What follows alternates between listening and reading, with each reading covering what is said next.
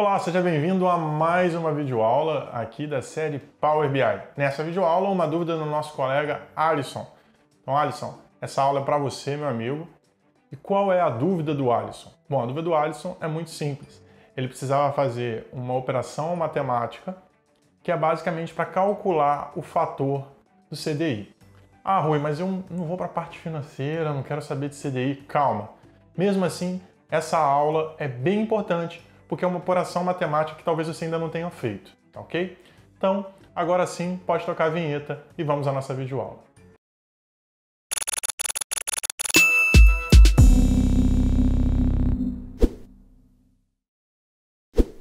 Então vamos lá.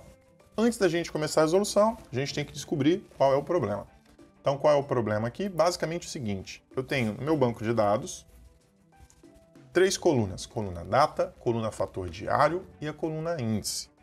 Eu preciso fazer uma conta que se assemelha muito ao nosso fatorial. Quem não lembra o que é o fatorial, é basicamente o seguinte, nesta primeira linha, o fatorial aqui de 1 é o próprio 1. Na segunda, o fatorial deste número aqui 2 vai ser esta linha vezes esta aqui de cima.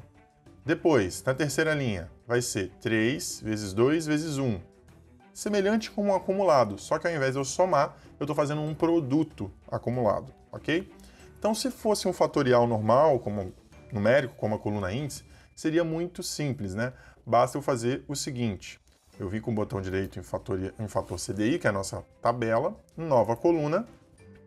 Aqui em cima, nessa nova coluna, eu vou chamar ela de fatorial e vou colocar o quê? A função fact e trazer aqui a coluna índice. Reparem que essa função só aceita um argumento numérico, uma coluna numérica como seu argumento. Então eu vou dar um Enter e vai estar aqui, ó, 1, 2, 6, que é justamente essa multiplicação aqui. Reparem só o seguinte, se eu classificar, por exemplo, aqui pela, sei lá, pela data ou pelo fator diário ou por uma outra classificação, ele não necessariamente vai obedecer lá aquela ordenzinha, ele vai obedecer sempre ao número que está aqui. Ele não, na verdade, ele não está fazendo um acumulado a partir da ordem das colunas, não. Ele está fazendo um a partir do número. Então, se tiver um número do nada, 3 milhões, ele vai fazer um fatorial de 3 milhões, tá ok?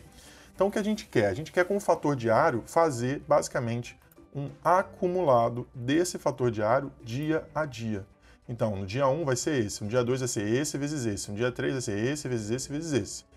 Ok? Como é que a gente faz esse fatorial raiz aí, que é um acumulado desse fator diário? Nova coluna, e é simples a solução. Vou chamar isso aqui de fatorial raiz, tá ok?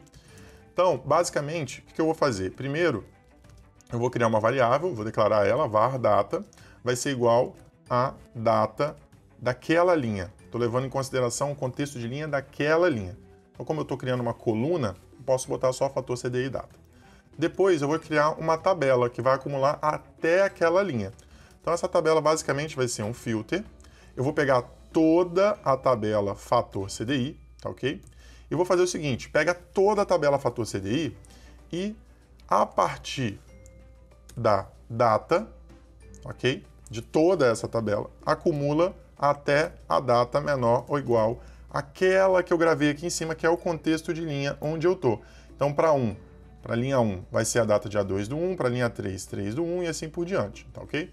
Então agora ele está classificando pela data, como se ele estivesse fazendo um fatorial, um acumulado pela data. Fecho parêntese, vou vir aqui, return, e agora eu vou fazer o cálculo disso. Então existe mais de uma forma de eu fazer esse cálculo, tá? Como eu estou tratando aqui de uma coluna, eu poderia fazer, por exemplo, com a própria calculate. Então vou mostrar para vocês, a calculate. Não vai ser a solução final, mas é legal mostrar. Aqui a calculate poderia resolver, por exemplo, com um sum, na verdade com um product, porque eu quero produto, não quero somar, do fator diário, ponto e vírgula, qual vai ser o meu filtro? Justamente a minha tabela, que eu já usei ali em cima.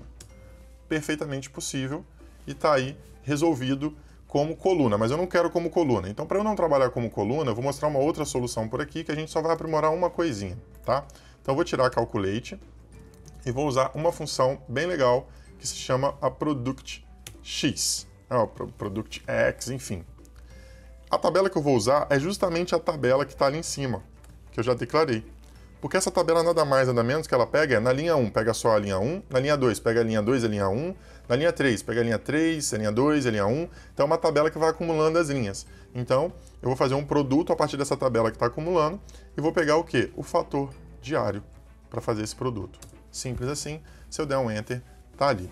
Então, para eu transformar isso aqui agora numa medida, que é muito, mas muito melhor em questão de TANE, em questão de performance, eu copio isso aqui, né? Vou copiar toda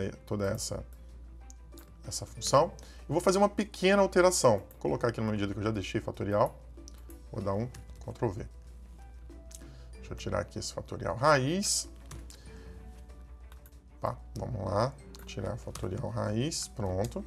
E agora eu vou fazer o seguinte, reparem, na hora que eu vou para a medida, ele se perde na data, ele não consegue saber, bom, qual data eu vou pegar. Por quê? Porque na hora que a gente vai para a medida, a gente saiu do contexto de linha de uma nova coluna calculada, a gente foi para a medida, onde usa o contexto de filtro. Então aqui ele está pegando todas as datas possíveis que tem no meu banco. Ele tem que falar o seguinte, olha, eu preciso que você escolha uma dessas datas. Beleza, vou falar o seguinte para ele. Pega, então, a data que está selecionada. Então, eu usei aqui essa função select value e usei a data selecionada disso aqui.